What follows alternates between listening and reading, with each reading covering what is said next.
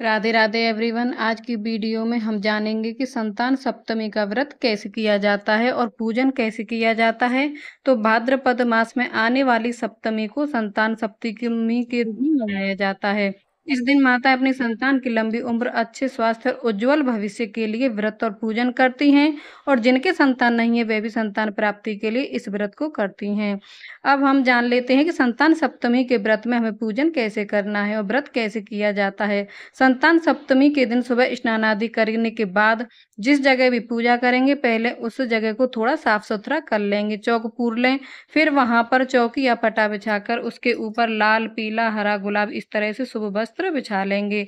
और देखिए, संतान सप्तमी के व्रत में मिट्टी से शिव जी, पार्वती और गणपति जी को बनाकर पूजन किया जाता है, लेकिन मैं यहाँ पर आपके साथ सरल विधि शेयर करूंगी। तो अगर आपके पास मूर्तियां बनाने का समय ना हो तो आप ऐसा फोटो लें जिसमें शिव जी, माता पार्वती और उनके साथ गणपति जी होने चाहिए। मतलब शिव परिवार के चित्रपट को अक्षतों या फूल के आसन पर विराजमान कर लेंगे। अब हमें पूजन करना है। तो देखिए, सबसे पहले यहाँ हमने दीपक प्रज्वलित कर लिया है और एक लोटा जल का भरकर रख लिया है। अब हम थोड़े से चावल और फूल हाथ में लेकर जो है व्रत का संकल्प लेंगे। व्रत का संकल्प पूजा में लेना बहुत ही जरूरी होता है। तो यहाँ हमें व्रत का संकल्प लेंगे। संकल्प लेने के बाद जो है हमें जो शिव परिवार की जो फोटो है उसको स्नान रूप कराना जरूरी होता है। तो यहाँ मैंने जो है एक अलग से बर्तन रख लिया है। इसमें मैं 4 बार शिव जी को, शिव परिवार को जो है स्नान कराऊंगी। तो यहाँ मैं 4 बार पहले जल से स्नान कराऊंगी और फिर 4 बार कच्चे दूध से स्नान कराऊंगी। कच्चे दूध का इस पूजा में बहुत ही जरूरी महत्व होता है।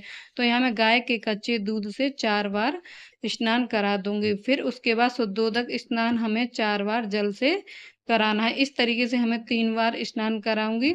उसके बाद अब हम शिव जी को इत्र अर्पण करेंगे। सुगंधित इत्र अर्पित करने के बाद चंदन टीका करेंगे। तो यहाँ पर जो है शिव जी को चंदन का टीका लगाएंगे और माता पार्वती और गणेश भगवान को रोली और सिंदूर अर्पित करेंगे। दीपक का भी हमें पूजन करना है और जल के लोटे का भी हमें पूजन करना है। तो यहाँ मैंने रोली से तिलक लगा दिया है। अब जो है शिव जी को चंदन का तिलक लगाऊंगी। अब हम अर्पित करेंगे अक्षत यानी कि चावल। हमें साबुत चावलों का पूजा में प्रयोग करना है, टूटे हुए चावलों का हमें प्रयोग नहीं करना है, इस बात का आप ध्यान रखें। तो यहाँ मैंने अक्षत अर्पित कर दिए हैं। अब मैं जो शिव जी पर जो भी प्रिय वस्तु आपके पास हो, बेलपत्र, आक के फूल, धतूरा, बेलफल, वो आप शिव जी को अर्पित कर सकते हैं। शमी पत्र जो भी मिल जाए। तो यहाँ मैंने शिव जी को बेलपत्र अर्पित कर दिए हैं। इसे दूबड़ी सातें, दूबड़ी सप्तमी व्रत भी कहा जाता है। तो इसमें जो है दूब घास का भी प्रयोग जरूरी होता है।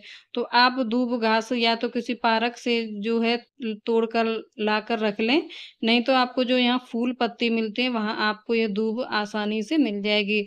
तो आप 7, 11, 21 इस तरीके से दूब घास का एक पुंज बनाकर शिव जी को अर्पित करें। तो हम गणेश जी से भगवान को अब दूब देखिए, अर्पित करेंगे, संतान कनेर के सप्तमी पुष्प के अर्पित व्रत में चांदी की चूड़ी या छल्ले का पूजन किया जाता है। और कोई कोई देखिए हर साल नया बनवाता है और जिसकी क्षमता नहीं है वो उसी चूड़ी या छल्ले में थोड़ी सी चांदी बढ़वा लेता है। लेकिन अगर आप पहली बार व्रत रह रहे हैं या आपके पास छल्ला या चूड़ी नहीं है, तब आप कलावे में 7 गांठें लगाकर एक डोरा तैयार करें और उसे चौकी पर विराजमान कर लेंगे। इसका भी हमें ऐसे ही पूजन करना है जैसे हमने शिव परिवार का पूजन किया है।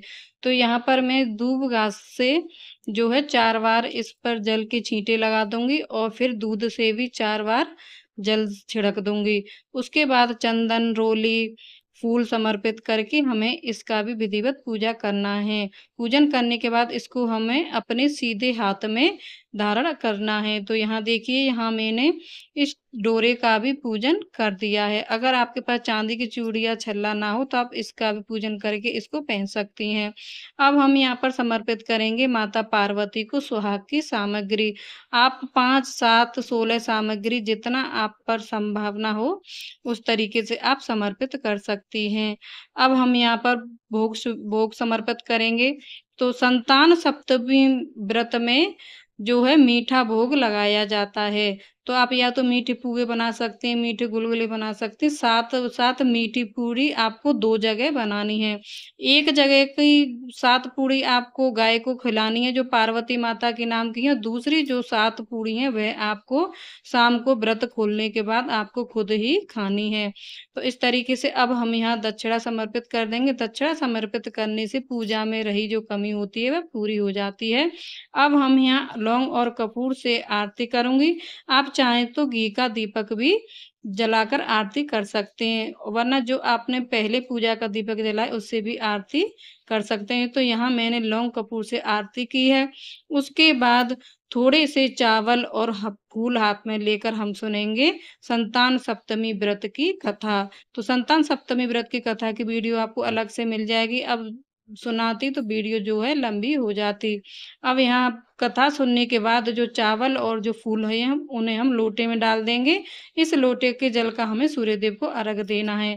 अब थोड़ा सा जल हाथ में लेकर चौकी के चारों तरफ हमें 3 या 5 बार घुमाते हुए जमीन पर छोड़ देना है। इस तरीके से हमें संतान सप्तमी व्रत की पूजा पूरी करनी है।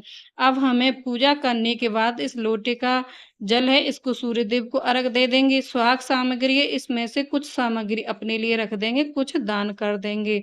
और पूजा करने के तुरंत बाद हमें यह धागा अपने सीधे हाथ में बांधना है।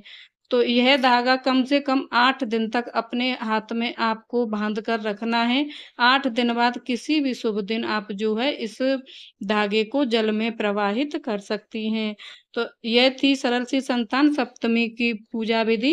अगर आपको पूजा विधि अच्छी लगी हो, वीडियो अच्छी लगी हो तो वीडियो को लाइक करना, शेयर करना, चैनल को सब्सक्राइब करना और बेल आइकन को प्रेस कर देना ताकि आने वाली पूजा पाठ की वो वीडियो की नोटिफिकेशन आपको सबसे पहले मिल सके। तो मिलते हैं नेक्स्ट वीडियो में, तब तक के लिए राधे राधे, जय श्री कृष्ण।